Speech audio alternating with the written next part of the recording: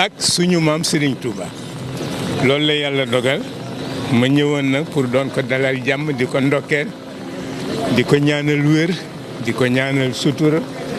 di ko ñaanal it leeru maam ya bañ koo teggi loolu moo nu fi indi tey mel ni rek suñu devoir la pour ñu ñëw seet si ko massawu taalibe yi fi nekk ñaanal leen ñoom itam yàlla seen taxawaay ak seen yéene lanu ci yéene ci kër Cheikhul Khadim yàlla mottali leen ko ci biir ak ci biti fa tabarakallahu loolu rek moo doonoon tànk yi bég na waaye jumaa ji moom defe naa ni kuy jullit rek te am wéram war nga faa dem waaw ndax itam sëñ Cheikh Tidiane Sy dafa am ay njaboot yu jote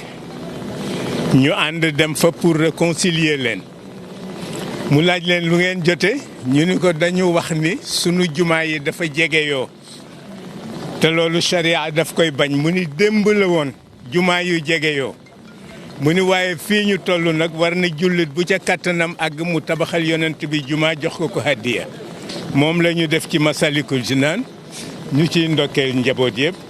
di leen ci massawu coono yi waaye itam sañ nañoo yaakaar ndax mbax ñi seen leer njaboot yi rek a koy jariñoo mais na njaboot yi xam fu ñuy jaar ba jot ca leer ga salaamaaleykum wa rahmatullah